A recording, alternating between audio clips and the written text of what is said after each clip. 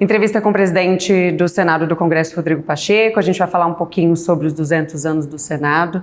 Presidente, me preparei um pouquinho para vir para essa entrevista, dei uma olhada, uma lida na história também no Senado, passou pelo período do Império, República, Nova República, chegou a ser fechado o Senado, reaberto.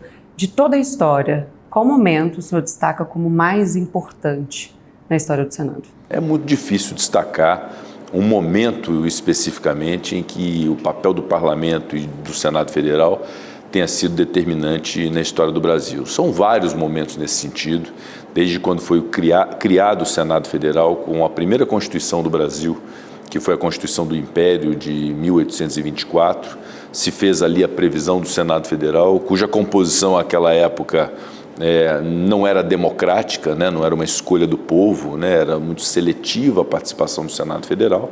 Ele, 2 anos após a sua previsão constitucional, foi instalado no Rio de Janeiro, tendo o Marquês de Santo Amaro como o primeiro presidente do Senado Federal brasileiro, e ao longo do tempo constantes evoluções, como você destacou, em período de Império, de proclamação da República, Nova República, em momentos de fechamento do Parlamento brasileiro e do Senado, período de exceção, inclusive, da ditadura militar. É um período que, de fato, o Senado Federal foi muito abafado nas suas pretensões e posições, mas eu considero, se eu pudesse dar um pouco mais de contemporaneidade às discussões do Senado Federal, eu digo que o Senado foi muito importante para a reafirmação da democracia brasileira, no momento em que o mundo rediscute de democracia, que, assim como acontece mundo afora, o Brasil também tem pessoas que questionam a existência da democracia, que planejaram, inclusive, frustrar a democracia, invadiram o prédio do Senado Federal, como invadiram o prédio da Câmara dos Deputados e dos demais poderes. Eu considero que o papel do Senado de afirmação e de reafirmação da democracia, justamente no período em que se completa 200 anos, talvez seja uma posição realmente de destaque do Senado Federal, de poder trabalhar pela afirmação definitiva da democracia brasileira, sem prejuízo, evidentemente, de tantas outras conquistas que ao longo do tempo foram sendo celebradas nesta casa, que é a casa do diálogo, que é a casa da representatividade, que é a casa da maturação de ideias, em que as decisões do povo são materializadas. Por mais que se critique o Congresso Nacional, Senado da República e Câmara dos Deputados, elas são as duas instituições, a representação muito fiel como síntese do que é o povo brasileiro, que a cada 4 anos elege seus representantes e as grandes decisões nacionais são aqui tomadas em representação do povo brasileiro. Se o povo não está satisfeito, mudam os representantes na eleição seguinte, assim sucessivamente. Essa engrenagem democrática dá ao Senado Federal e também à Câmara dos Deputados esta incumbência e essa responsabilidade de representar o povo brasileiro, de tomar as decisões pelo povo brasileiro em relação a temas econômicos, em temas de educação, de saúde, em temas de representação política e de sistema política, sistema de política e sistema eleitoral e outros tantos temas, a liberdade de imprensa, a liberdade de manifestação, as liberdades públicas, as garantias individuais, os direitos fundamentais. Então, de fato, é um papel muito nobre de ser representante do povo brasileiro, de ter na Casa Alta, com mandatos mais longevos de 8 anos, essa capacidade de representação para fazer valer a voz do povo brasileiro. Mas se pudesse destacar, de fato, o destaque é realmente o papel do Senado Federal na defesa das instituições, na defesa da democracia, na defesa do sistema eleitoral, na defesa de vacinas no momento que o Brasil precisava na pandemia, que acabou coincidindo com esses ataques antidemocráticos. Eu considero que foi um papel muito decente do Senado Federal e que a história haverá de reconhecer. Agora eu quero falar um pouquinho do futuro da história do Senado. Na sua avaliação, o que a gente pode esperar daqui para frente? Eu considero que outros presidentes virão do Senado. Eu espero que tenham o mesmo apego que eu sempre tive pela democracia, pela institucionalidade, pelo respeito ao Senado, pela assiduidade, pela pontualidade que eu busco ter e respeito aos colegas. Da mesma forma como no governo anterior eu respeitava muito a oposição, nesse governo atual também respeito muito a oposição. Todos aqui somos iguais, todos somos portadores de ideias dos 81 senadores. É muito importante o presidente compreender isso, que todos têm direitos, todos têm deveres de satisfação aos seus estados e aos seus eleitores. Então, realmente, é ter uma casa que seja uma casa de harmonia, de respeito recíproco, de respeito às divergências, mas de afirmação de posições. Então, eu espero já nesse último ano como presidente do Senado que possamos avançar em pautas que sejam relevantes para o Brasil. Então, a regulamentação da reforma tributária é muito importante. Além da promulgação da emenda constitucional, a regulamentação através da legislação complementar e da legislação infraconstitucional. Feita a reforma tributária, é muito importante agora nós inaugurarmos uma discussão muito relevante para o Brasil, que é a do gasto público, ou seja, se arrecada para poder gastar. O gasto tem que combater desperdício, tem que combater privilégio, tem que ser eficiente, tem que chegar à ponta. O Brasil é portador de uma capacidade enorme de gerar riqueza e aplicar essa riqueza naquilo que verdadeiramente precisa. A geração de 0 a 18 anos, para a qual nós temos que dedicar nossas riquezas para que nada falte, né? O combate à fome e à miséria. É inconcebível pensar um país que produz tantos alimentos, que é tão rico sobre todos os aspectos, tem gente passando fome e sem casa para morar. Então, isso realmente é algo que nos decepciona e nos insta a uma reflexão de que nós temos que reagir a isso, né? E um país que tem que se modernizar, que tem uma oportunidade grande de uma transição energética que pode fazê-lo ser uma potência mundial, que talvez o Brasil seja um dos poucos países que tem essa condição, uma biodiversidade e uma capacidade de poder apostar nessa economia verde. Então, a pauta da transição energética, da proteção ao meio ambiente com o desenvolvimento sustentável, a pauta do desenvolvimento do nosso agronegócio, de um novo ciclo industrial do Brasil, de investimentos em infraestrutura e muita legislação nós já fizemos em relação a isso, como o marco legal das ferrovias, o marco legal da cabotagem, inúmeras proposições na área de energia e de modernização da energia. Então é um rol de situações e de projetos que nós temos que avançar com esse compromisso daquilo que interessa ao Brasil e apartar essa ideologia de divisão e de polarização, identificar o que verdadeiramente interessa ao Brasil. Nós não podemos permitir que uma discussão sobre reforma tributária possa ser uma discussão de direita ou de esquerda, ou uma discussão sobre o combate à fome seja de direita ou de esquerda. Elas são situações que precisam ser enfrentadas e resolvidas. Então, esses temas são temas que nós vamos avançar nesse primeiro semestre. Nós temos outras medidas legislativas também em discussão hoje, como a rediscussão do Instituto da Reeleição no Brasil, se nós devemos manter esse instituto da possibilidade de reeleição, ou se nós devemos acabar com isso. A minha opinião é que a reeleição tem que ser extinta, né? Nós temos que revogar e não se permitir mais reeleição com mandatos de 5 anos. Essa é uma ideia. Igualmente, um novo Código Eleitoral para a gente ter uma lei que seja uma lei igual a cada eleição, para não mudar isso a cada eleição, a gente ter uma lei diferente, isso é ruim, gera instabilidade. A lei de inteligência artificial, que até abril a gente pretende votar no Senado e entregar à Câmara dos Deputados, e o combate às fake news e à desinformação, que tem contaminado muito a sociedade brasileira, que eu considero que é muito importante também se impor limites e responsabilidades a plataformas digitais. Mandatos de ministros do Supremo também é uma outra pauta que o senhor pretende aprovar. Na verdade, como nós tratamos de todos os temas, né? Assim como nós tratamos na política, eu disse agora há pouco sobre fundo eleitoral, sobre reeleição, sobre mandato de 5 anos, sobre coincidência de eleições. Então, isso tudo nos toca e toca a política. Assim como nós estamos discutindo uma proposta de emenda à Constituição relativamente à participação de militares na política, se eles podem participar na ativa ou se devem ir para a reserva, né? É legítimo também, numa casa que faz as leis, se discutir algo relativamente ao Poder Judiciário. E em relação a essa pauta de mandatos de ministros do Supremo Tribunal Federal, é uma ideia que eu comungo, que eu apoio, e eu sei que ela tem muito apoio também de muitos juristas, inclusive de ex-ministros do Supremo Tribunal Federal, que defendem essa tese de que, assim como outros tantos países, se possa ter um mandato para ministros do Supremo Tribunal Federal com a elevação da idade mínima de ingresso. Hoje se pode entrar no Supremo Tribunal Federal por indicação do presidente Sabatina do Senado, aquele que é portador de conduta, reputação ilibada e notório saber jurídico, com idade de 35 anos, podendo ficar até os 75 anos, porque houve essa mudança legislativa em 2015, passando de 70 para 75. Então, imagine que a Constituição permite que alguém possa permanecer na Suprema Corte por 40 anos.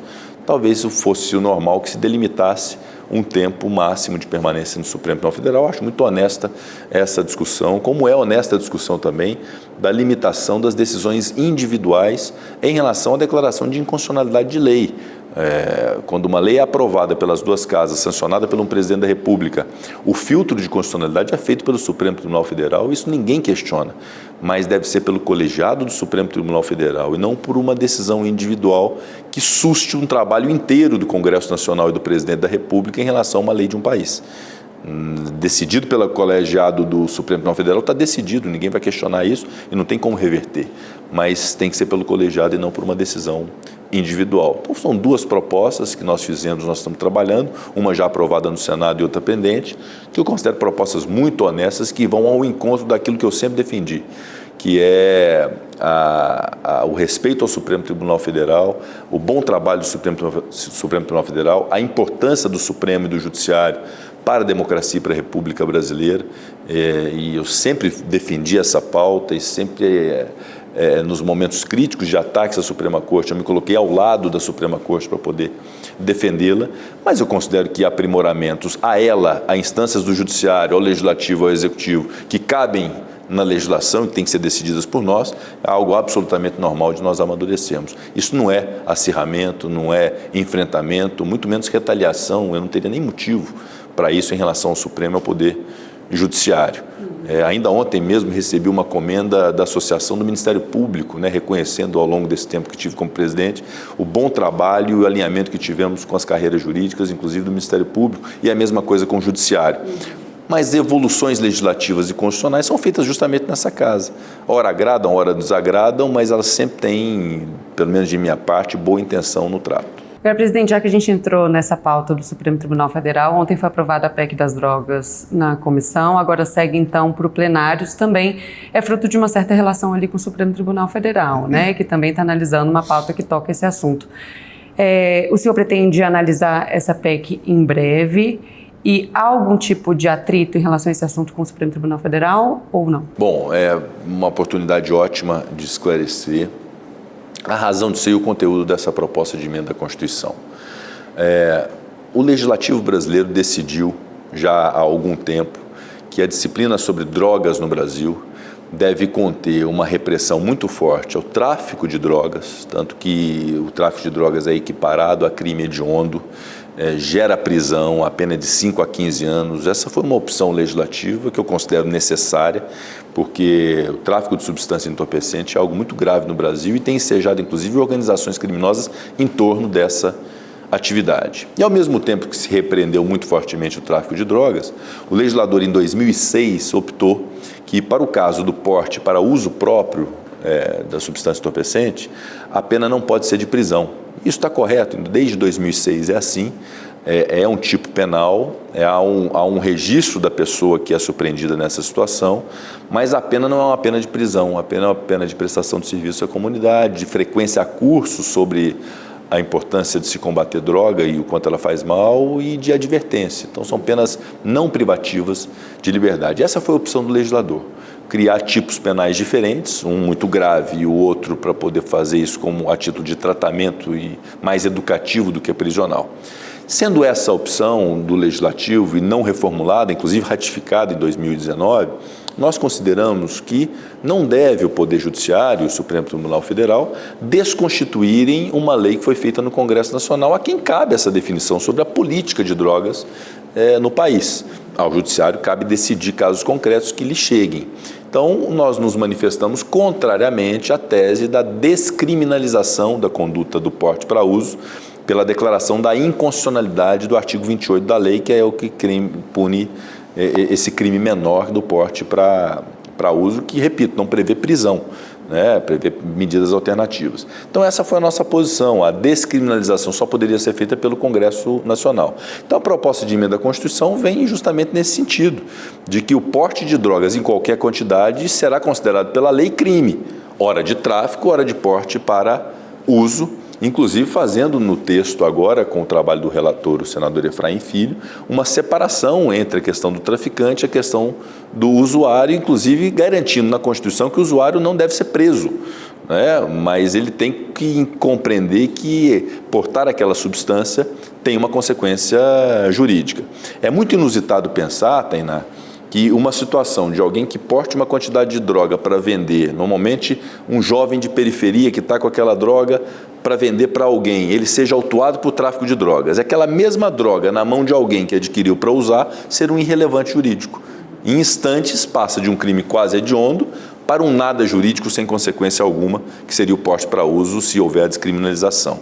Então essa é a nossa lógica e eu considero que qualquer evolução a respeito do trato desse tema, se deve descriminalizar, se faz mal ou se não faz mal, como deve vender, como deve comprar, isso é uma discussão de política pública que deve ser feita no Congresso Nacional, juntamente com o Poder Executivo, o Ministério da Saúde, para se implantar uma política no Brasil, sob pena de se descriminalizar o porte para uso, e aí se indaga de quem aquele que porta para uso vai adquirir a droga. Ele não pode adquirir oficialmente, ele vai adquirir de um traficante de drogas. E ao disseminar o uso como algo que não é proibido, muito ao contrário, é lícito, a aquisição será por um traficante de drogas que é uma espécie da sociedade que deve ser muito fortemente combatida pelas autoridades públicas. Então essa é a nossa lógica, não há nenhum tipo de enfrentamento, é algo que vem ao encontro do que é um anseio da sociedade brasileira e de um momento que o Brasil precisa, ao invés de arrefecer, é reafirmar o combate ao tráfico de drogas e à criminalidade organizada. Agora, rapidamente, só para encerrar esse assunto, a gente já está caminhando aqui para o finalzinho da nossa conversa.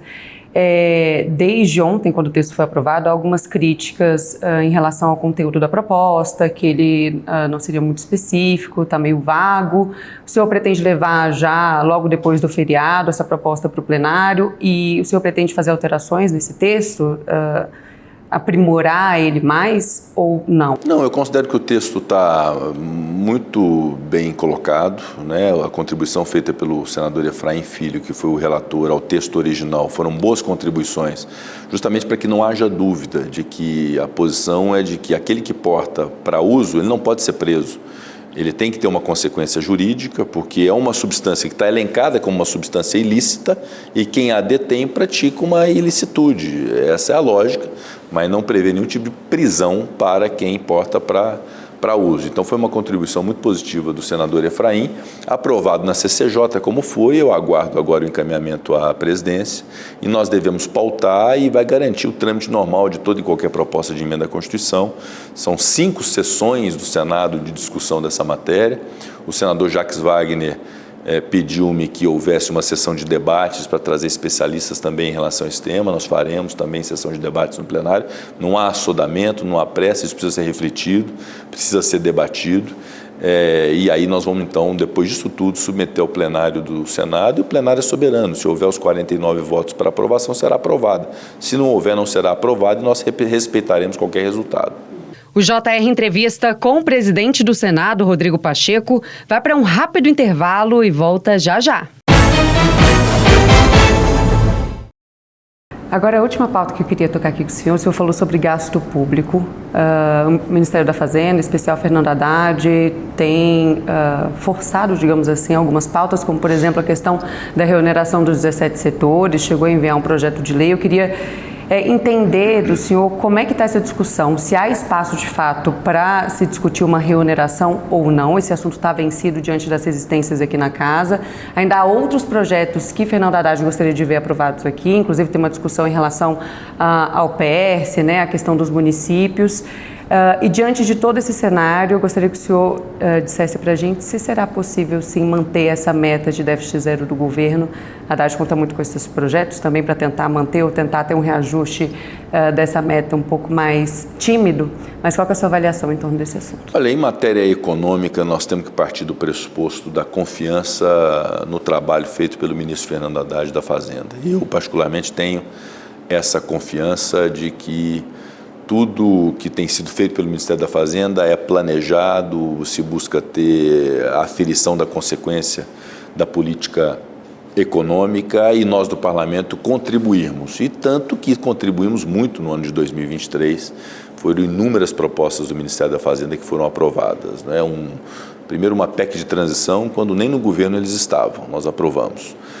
Que permitiu a governabilidade e o orçamento para poder governar em 2023. Aprovamos um novo regime fiscal proposto pelo ministro Fernando Haddad, aprovamos uma nova lei do CARF, aprovamos uma nova disciplina para fundos exclusivos ir para offshores, aprovamos o projeto de apostas esportivas, aprovamos a MP referente às subvenções do ICMS, que era uma distorção apontada pelo Ministério da Fazenda, aprovamos a reforma tributária, que embora fosse uma pauta eminentemente do Legislativo, teve o apoio também da Fazenda e foi uma construção a muitas mãos para que fosse aprovada a reforma tributária. Então houve muita colaboração de nossa parte com o Ministério da Fazenda. Esse ponto específico da desoneração é muito importante compreender, e o ministro Fernando Haddad também compreendeu, que foi uma decisão do Congresso. Nós decidimos pela desoneração dos 17 setores da economia e decidimos pela desoneração dos municípios com redução de alíquota. Isso foi feito ao final do ano, houve um veto do presidente Lula, houve a opção do Congresso de derrubar esse veto, houve uma promulgação da lei, ela se tornou lei no Brasil, a desoneração. E ato contínuo veio uma medida provisória, então isso acabou gerando ali algum tipo de conflito que nós cuidamos rapidamente de remediar. Mantive a medida provisória, mas dialogando com o Ministério da Fazenda, que já resolveu a questão dos 17 setores, com a supressão disso da medida provisória e o encaminhamento para o projeto de lei. E ainda pendente a solução em relação aos municípios. Eu agora, nos próximos dias, tenho uma reunião com o ministro Fernando Haddad para que o Ministério da Fazenda apresente as perspectivas de solução, considerando que nós temos aí até dia 1º de abril para poder resolver de uma vez por todas, para garantir segurança jurídica sobre a desoneração para municípios e para os 17 setores. Eu acredito muito que através desse diálogo a gente consiga até 1º de abril dar essa definição para a segurança e para a tranquilidade de todos. E em relação ao PES, algo que o ministro tem falado também muito com a Câmara dos Deputados, que é um projeto também que tem sido muito trabalhado pela Câmara dos Deputados, e me parece que o encaminhamento será para o projeto de lei e não pela medida provisória. Mas aí, sendo para o projeto de lei, nós temos até 1º de abril para definir se isso se mantém na medida provisória ou não. É justamente esse diálogo que nós vamos buscar fazer. Não tenho dúvida que, no final das contas, pessoas bem intencionadas sentadas à mesa vão resolver o problema. Em relação à meta fiscal? Zerar o déficit. A meta fiscal, considerando que o ministro Fernando Haddad apresentou uma série de projetos e foram talvez todos aprovados no parlamento, vamos confiar de que a meta fiscal que ele tem sustentado seja possível e trabalhar com essa meta, ou seja, ter a meta de alcançar a meta fiscal do déficit zero. Então, acho que essa confiança nós temos que ter, esse trabalho ao longo desse ano de 2024 também nesse sentido, e será muito bom para o país que essa meta seja alcançada dentro de sustentabilidade, não mais com criação de impostos, com sacrifício do contribuinte, com sacrifício de empresas, mas com o aumento do desenvolvimento do Brasil, a geração de novos fatos geradores tributários para poder gerar a riqueza nacional e, claro, com muito equilíbrio no gasto público, que é justamente o que eu falei, que nós vamos ter que enfrentar a questão da qualidade do gasto público, né? Se tem alguns bilhões de recursos alocados para a cultura, ou para o esporte, ou para o turismo, ou para o transporte, ou para a saúde, se aquilo realmente é necessário e para onde aquilo deve ser destinado. Então, essa aferição cabe ao Congresso Nacional, cabe aos Ministérios de Estado, cabe ao Tribunal de Contas da União, a gente realmente ter uma concertação para combater desperdício, para combater mau uso de recurso público, combater, evidentemente, desvios e malversação de dinheiro público, que é crime, que precisa ser combatido, combater sonegação fiscal para poder melhorar a arrecadação, e há métodos e mecanismos para isso muito eficientes, ainda mais no mundo tecnológico como o nosso hoje. Então, essa qualidade do gasto público é muito importante. Por vezes, o município ele não precisa de uma creche, porque ele já tem. Ele precisa do asfalto na rua. Por vezes, ele não precisa de nenhum dos dois. Ele precisa de medicamento no posto de saúde. Então, essa clareza desse retrato dos 5.570 municípios do Brasil, do que cada um precisa para poder alocar emendas parlamentares de comissão, emendas individuais, recursos do governo federal, essa clareza, esse diagnóstico era muito importante ser feito, sob pena desse município que não precisa da creche, precisa do asfalto, receber outra creche, né, por conta dessa desinteligência. Então, realmente, essa assertividade no gasto público vai ser fundamental para o Brasil, vai ser o exaurimento e o complemento de uma reforma tributária que busca arrecadar bem no país, e quem arrecada bem tem a obrigação de gastar bem. Perfeito. Agora, para atingir essa meta, então, só para deixar claro, ele não precisa contar com essa história da remuneração. Esse é um assunto vencido aqui pelo Congresso. Veja, a guisa de medida provisória, sim. Oneração, eu digo, dos 17 setores. Por medida provisória já não será, nem dos 17 setores, nem dos municípios. Será, se houver algum tipo de remodelamento, para o projeto de lei. O projeto de lei tem a cadência própria de discussão, não tem efeito imediato, depende do Congresso Nacional decidir daquela forma. Eu digo que não tem problema nenhum a proposta do governo relativamente a novos modelos. Eventualmente, a desoneração da folha de pagamento dos 17 setores, que foi feita de uma forma desde 2011 e que vem sendo prorrogada ao longo do tempo, pode ser que haja algum tipo de modelo novo que seja mais inteligente, que seja mais justo, que as empresas também concordem, porque vão manter a geração de empregos e vai ser bom para a arrecadação também. Então, esse é um diálogo profundo que vai ser feito ao longo do tempo. O que não podia ser feito é algo que nós optamos por fazer, que foi a desoneração dos 17 setores e dos municípios, e isso ser revertido por uma medida provisória após nós termos promulgado a lei. Então, é apenas esse o ponto, mas nós não estamos aqui fechando as portas para qualquer discussão em relação a nada.